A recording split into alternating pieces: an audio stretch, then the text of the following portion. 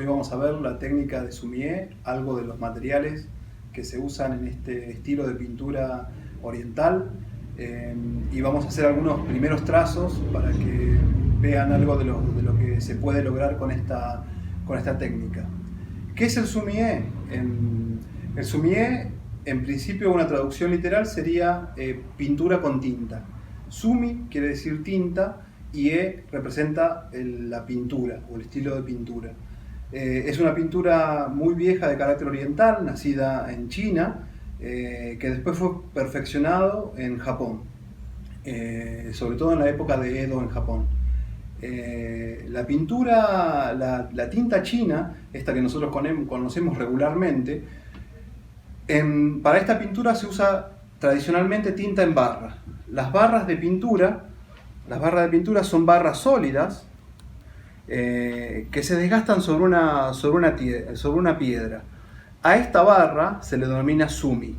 Hay diferentes tipos de barras que nosotros podemos ver en las pinturas, y todas son de diferentes calidades, ¿no?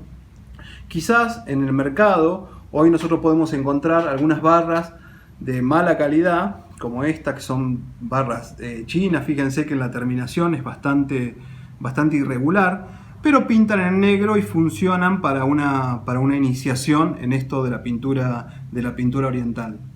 Lo mismo que pasa con el susuri. El susuri es la piedra en la cual se desgasta la pintura. Entonces vamos a tener diferentes tipos de susuri. Estos susuri que son de polvo de piedra compactados, y estos que son de piedra, que tienen también diferentes aplicaciones. El sumie es una pintura en la cual el artista entra en consonancia con la pintura, y muchas veces se pinta el estado en el cual el artista está. Es una forma de armonización con el universo, y es una forma en la cual por lo general tiene que ver con los motivos naturales, y es una forma de trabajar la naturaleza a través de la pintura. Es una pintura de base monocromo, como yo les mostraba. Se usa solamente las tintas negras, aunque en las pinturas ya no tradicionales se usa pinturas de color, se usa algo de color para resaltar algunos caracteres. Tradicionalmente también se le dice pintura zen. ¿Por qué? Porque los monjes zen fueron los que empezaron a trabajar esta técnica como una forma de armonizar con la naturaleza que tenían a su alrededor. Es una pintura que se pinta de memoria, o tradicionalmente se pinta de memoria. ¿Por qué? Porque el concepto zen de esta pintura habla de la observación del universo. Dicen que para pintar primero hay que observar, y uno tiene que recordar esa naturaleza, esa intención que tiene la naturaleza, y eso es lo que se descarga en los trazos de la pintura de sumie. Entonces, los trazos son sinceros, muestran el estado en el que el pintor está y lo que el pintor quiere representar. Entonces, la pintura es casi una pintura de autoconocimiento de nosotros, y no una pintura en el detalle de lo que nosotros queremos identificar. Muchos de los motivos son naturales. Muchos habrán visto, por ejemplo, los bambú pintados, los bambú o los paisajes, que Oriente trabaja mucho este estilo de pintura. Pero los paisajes no son detallados. Sí representan un paisaje, sí representan el movimiento. Por ejemplo, una frase habla de cómo pintar el viento. Entonces nosotros no estamos pintando el viento, sino estamos pintando la acción del viento sobre una planta, en el caso, por ejemplo, de un bambú. Hay 4 caballeros que hablan de la pintura del sumie. Uno es el fude, o el pincel. Hay diferentes tipos de fude. Básicamente son pinceles, los mejores son pinceles de caña, ¿no? Y de pelo natural. Los pelos pueden ser de diferente estilo, diferentes animales. De acuerdo al animal va a ser el carácter que va a imprimir también en la pintura. Por lo general, pelo de cabra o de caballo, como en este caso. Si nosotros abrimos el pincel, van a ver que tenemos pelos más duros en el pincel y pelos más blandos en el exterior. Hay 2 colores diferentes que hacen a esta mezcla de los pelos. Aparentemente nosotros aquí tenemos un pincel en el cual está muy abierto, parece una brocha de desgaste, pero cuando al pincel lo sumergimos en agua, el pincel, aquí aparece la verdadera tecnología oriental. La forma de tomar el pincel es una forma particular, porque a diferencia de lo que nosotros usamos también en la ilustración, donde apoyamos los codos o apoyamos nuestra cintura, nuestra muñeca, y dibujamos el carácter, en la pintura oriental el pincel se toma con 2 dedos adelante y 2 dedos atrás, y un tercer dedo para las técnicas de rotación. Entonces esto es lo que caracteriza también la forma de agarre del pincel, que es diferente a la pintura occidental. El codo está levantado, la espalda derecha, las piernas en paralelo a donde estamos trabajando, a la altura de nuestros hombros. Una forma descansada, tratar de que no sea una forma tensa. Muchos grandes pintores adquieren esta forma de tomar el pincel con la mano quebrada, pero cuando uno recién empieza, esta forma es un poco tensa para trabajar, entonces nosotros podemos relajar un poco más la mano y aún trabajar con la mano casi hacia abajo. Otra de las cosas, de las recomendaciones para cuando uno usa los pinceles estos, en la forma de tomar la mano, dicen tomar el pincel como si estuviéramos sosteniendo un huevo. Entonces, ¿eso para qué sirve? Para que nosotros tengamos esa sensación de que hay algo que se está por quebrar, pero que no lo vamos a soltar. Entonces, este pincel lo vamos a tomar de tal forma que no se desprenda rápidamente, pero que nosotros mantengamos una cierta ligereza en tomarlo, el pincel. Los pinceles estos cambian mucho cuando nosotros los introducimos en agua. Y ustedes van a ver la disposición en la cual tenemos en la mesa de trabajo. Está el otro caballero, que es el papel. Por lo general se usa papel de arroz. Hay diferentes nombres a estos papeles. Se le denomina en papel washi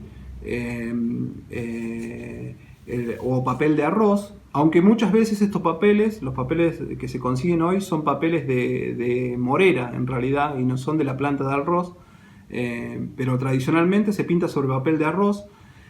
Vamos a ver un detalle del papel, van a ver que se ve el tramado del papel, porque los papeles son están hechos de forma manual, ¿no? Son papeles relativamente finos. Los papeles tienen, como todos los papeles, un derecho y un revés, y depende qué querramos pintar, va a ser el lado en que nosotros vamos a usarlo. Si vamos a practicar, es indistinto. El segundo caballero, o el tercer caballero que venimos nombrando, es la tinta, como nosotros lo dijimos al principio, la tinta china. Y el cuarto caballero es la piedra con la cual vamos a lijar esta tinta y vamos a trabajar nuestro pincel. Cuando nosotros compramos los pinceles por primera vez, los pinceles de caña o todos los pinceles, inclusive aquellos pinceles chinos que son de madera, ¿no?, vienen con un capuchón. Y muchas veces, cuando sacamos este capuchón, esto es rígido. Si yo le mostraba este pincel que está usado, más o menos tienen el mismo diámetro, fíjense cómo queda despelechado. Y no es que es un error del pincel.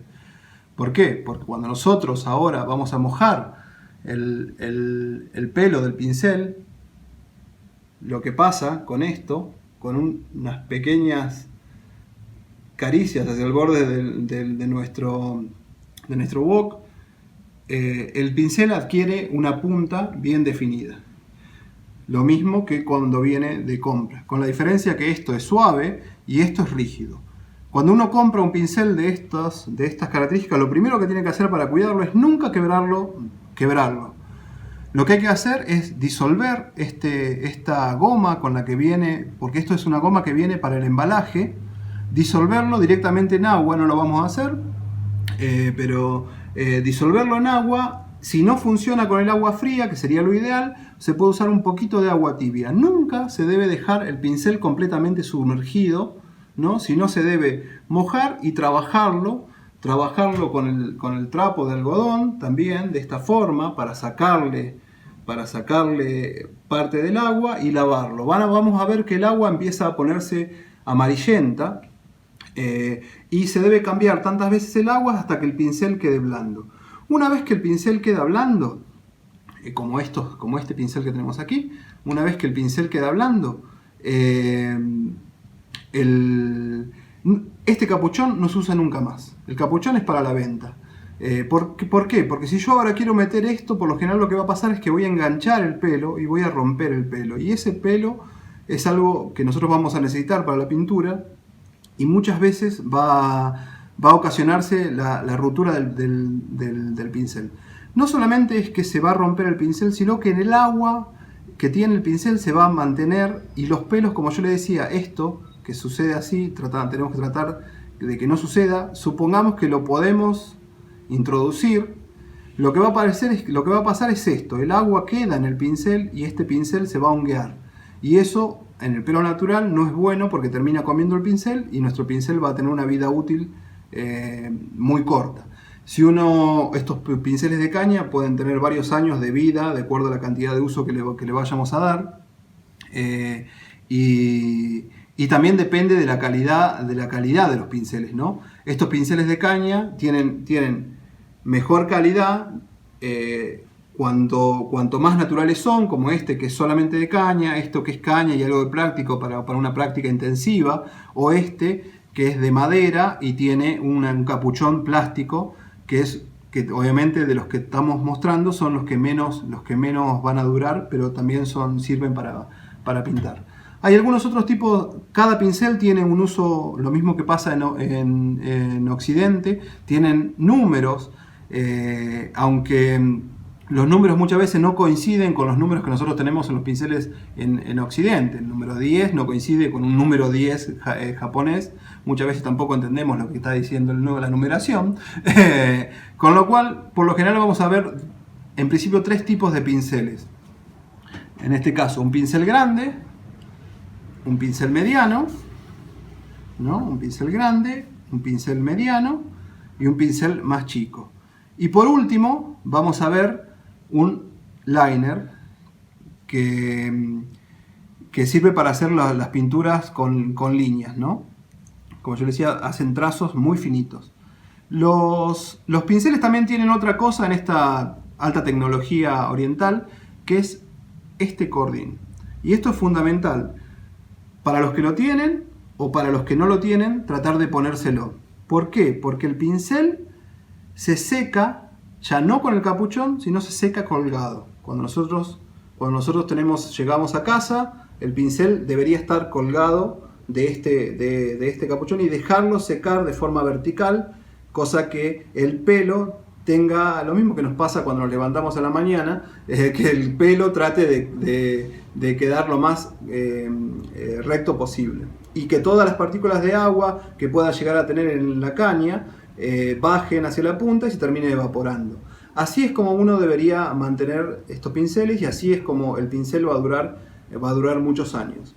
Si nosotros tendríamos que transportarlo al pincel, lo ideal es tener otro aliado, que es las esterillas. ¿Por qué esterillas y no una cartuchera o por qué no una caja? Porque las esterillas, lo que permite hacer la esterilla, y acá tenemos otros tipos de pinceles, ¿no? Es envolver nuestro pincel de forma individual, ¿no? Y por otro lado, la esterilla lo que nos ayuda a que al pincel se proteja el pelo quede peinado y respire.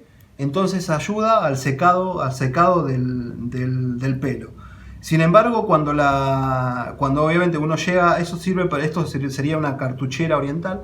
Cuando uno llega a casa, lo ideal sería, o al estudio, llegar, sacar el pincel y colgarlo.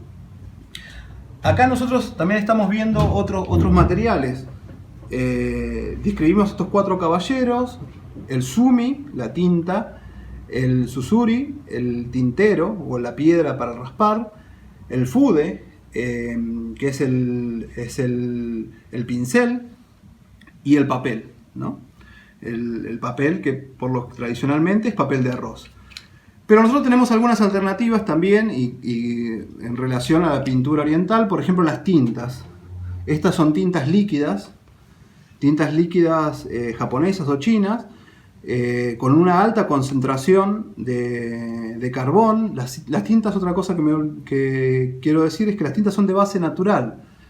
Y como son un aglutinante natural, son de piedra de carbón o de hollín de pino por lo general, con un aglutinante natural. Depende si está en China o en Japón cuál es la fabricación. Muchas veces son de cartílago, el aglutinante natural es un cartílago, si no es un tipo de resina que se disuelve en el agua.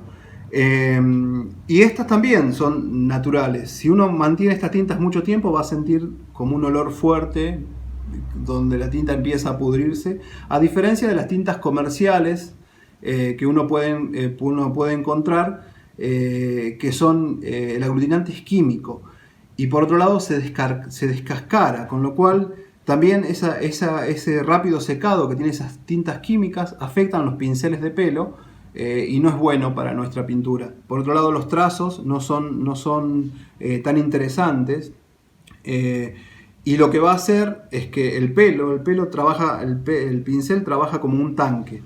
Tiene un tanque grande, una sección media y una punta. Nosotros quizás podemos controlar la punta, pero cuando la tinta entra en el tanque, si entra hacia adentro del pelo, estas pinturas de carácter artificial, del aglutinante artificial, se secan muy rápido y nuestro pelo se va a ir secando, y obviamente eso lo que va a hacer es que el pelo se termine quebrando. Entonces lo ideal para trabajar con estos pinceles de pelo natural son tintas de carácter natural. Otra de las cosas que ustedes van a ver por lo general en las pinturas son los sellos que acompañan a la pintura. Modernamente es un sello ya de carácter estético, es un sello que va a indicar la autoría de quien hizo el trabajo, pero antiguamente esos sellos indicaban el dueño de la obra. Un artista hacía la obra, alguien compraba esa obra y le ponía el sello, porque el sello en Oriente es la firma, o entonces en este caso representaba la autoría la autoría. Estos sellos se hacen con una piedra, esta piedra que es una piedra de jabón, también se hacen de madera, se pueden hacer de metal, pero tradicionalmente es una piedra de jabón, tallada, de muy fácil tallado, y se usa una pasta, esta pasta que tenemos acá, que es una pasta de cinabrio. Entonces cuando el autor termina la obra, lo que hace es mojar el sello, como los sellos que nosotros conocemos regularmente, en la pasta de cinabrio y aplicarlo en el dibujo. Lo vamos a ver más adelante cómo es esta aplicación, pero con eso estamos dando fin a nuestro trabajo de obra.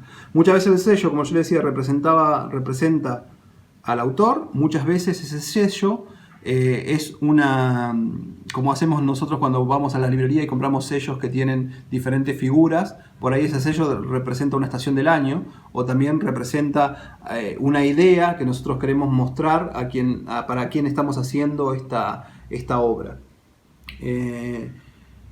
Y después otra de las cosas que también andan por ahí, que son muy útiles para mantener, primero son los wok.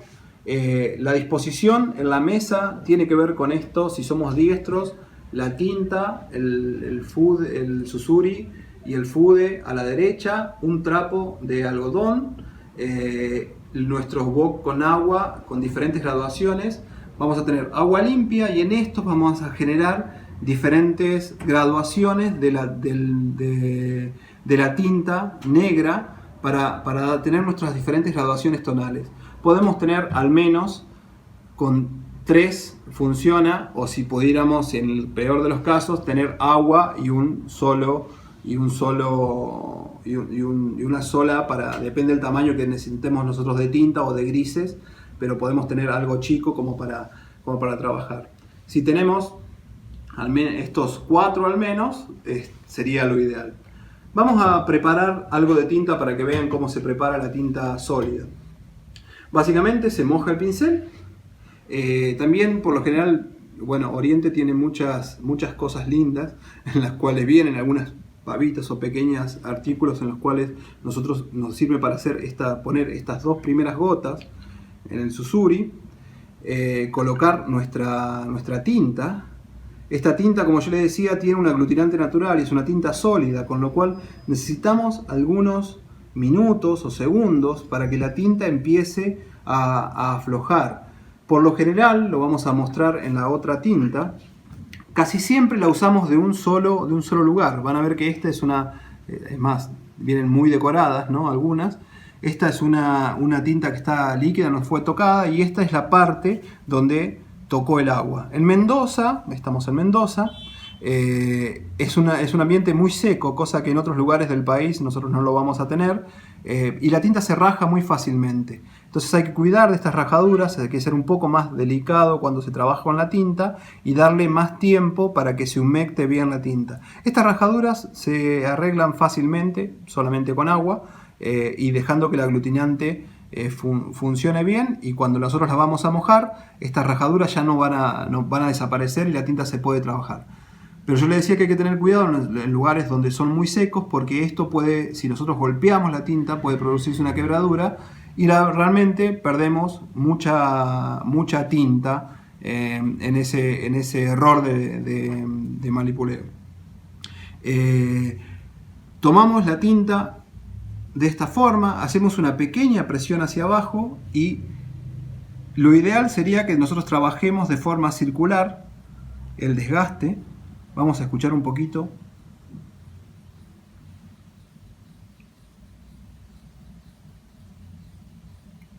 Con el tiempo, esta tinta va a dejar de hacer ese sonido, entonces nosotros, este proceso de trabajar la tinta nos sirve para armonizar nuestro corazón con la tinta. Y eso es algo en lo cual la filosofía oriental presta mucha atención, porque como yo le decía, nuestro trabajo en la pintura no es generar una gran obra, sino alcanzar nuestro autoconocimiento. Entonces, un momento de reflexión, se pinta en silencio, se escucha cómo va a estar, cómo procesa esta tinta, y nosotros así vamos a estar algunos minutos, entre 10 a 15 minutos, haciendo una tinta para que la tinta quede lo más negra posible. De hecho, es un tiempo que nos vamos a usar en la preparación, pero quiero que entiendan que esto es fundamental a la hora de procesar la tinta. De acuerdo a cómo sea nuestro susuri, nuestra piedra, y cómo sea nuestra tinta, hay tintas que tienen este tamaño, van a tener diferentes formas en las que se haga el desgaste. Lo ideal sería esto, o tratar de hacer un símbolo de infinito. También con una concepción taoísta, budista, ¿no? Aunque está lejos de lo que hoy la pintura, de lo que es la religión, ¿no? Pero tiene todos estos conceptos del autoconocimiento, de la observación de la naturaleza. Entonces, lo ideal sería desgastar de esa forma. Otra de las cosas que yo no dije del tintero, el tintero puede usarse de diferentes formas. Si nosotros vamos a preparar poca tinta, deberíamos prepararlo en este lugar y vamos a ir volcando tinta hacia este lugar. Entonces, quiero preparar esta tinta, es poca, quiero preparar más tinta, agrego más agua, ahí ya agrego más gotas y sigo el proceso de preparar la tinta. Hay que tener mucho cuidado de tratar de no mojar el resto de la piedra, porque enseguida se empieza a degradar la tinta. Si yo tengo los dedos mojados, cuando hice esto de descargar, o no me acostumbré a dejar los dedos hacia atrás, que es lo que estoy haciendo yo en este momento, se nos puede pegar la tinta a los dedos. Digo, por si ustedes ya quieren empezar a experimentar con esta técnica, está bueno que sepan algunas de estos conceptos para que después no digan, ay, lo que me decía Benjamín no me salió, me quedó todo pegado. La tinta es de base orgánica y se sale mientras estés fresca muy fácilmente. Una vez que la tinta fijó, es una tinta de los 1000 años, lo mismo que le dicen a este papel washi, el papel de los 1000 años. Una vez que sacamos la tinta, secamos nuestra tinta, van a ver el color que puede absorber esta tinta, ¿no? Que puede dejar esta tinta, y dejamos para que no se pegue. Si la dejamos arriba, vamos a apoyar así, es probable que eso siga el proceso de humectación y quede pegada al Suguri y también se quiebre la tinta. Entonces deberíamos dejarla de esta forma o en la caja para que no nos moleste. Cuando trabajamos, mojamos el pincel, ¿no? Podemos sacar algo de agua en el segundo cuenco, humectamos algo de la tinta, ¿no? Y podemos trabajar con este agua haciendo nuestro gris. Sacamos, dejamos que todo el pincel absorba la tinta, ¿no? Ponemos más agua para hacer un gris un poco más claro, y ahí va a depender de qué es lo que nosotros querramos pintar. Esta tinta va a adquirir diferentes tonalidades, y así vamos a ir degradando. Esta tinta debería ser la mitad de lo que nosotros tuvimos en este primer wok. Entonces vamos a agarrar agua. ¿Por qué nosotros ponemos adelante? Porque si pusiéramos el wok de este lado, pasaríamos con el pincel por arriba y seguramente empezaría nuestra primera improvisación, que son las manchas. Y de eso es lo que se trata también esta técnica, es trabajar con la improvisación y con el carácter que tienen las pinturas. Vamos a probar, vamos a poner un poquito más de tinta para que sea más negro la pintura. Aquí tenemos algo de la pintura y vamos a empezar a probar los primeros trazos. Por lo general hay diferentes métodos en la enseñanza de la pintura japonesa. Uno de los que a mí me gusta enseñar a las escuelas, en los talleres, es el de los 4 caballeros, que es con el que yo aprendí con mi maestro aquí en Argentina, en el cual se pinta la naturaleza y se usan 4 motivos vegetales para pintar, que es el bambú, la orquídea, el ciruelo y el crisantemo. Cada uno de esos motivos nos van a permitir manejar el pincel de diferentes formas. Utilizar un pincel de forma fluida, manejar las líneas, manejar los puntos, manejar las salidas de este pincel, ¿no? Manejar en el caso del bambú la hoja. Fíjense cómo absorbe rápidamente la pintura el papel, y cómo se trabaja rápido para esta improvisación, ¿no?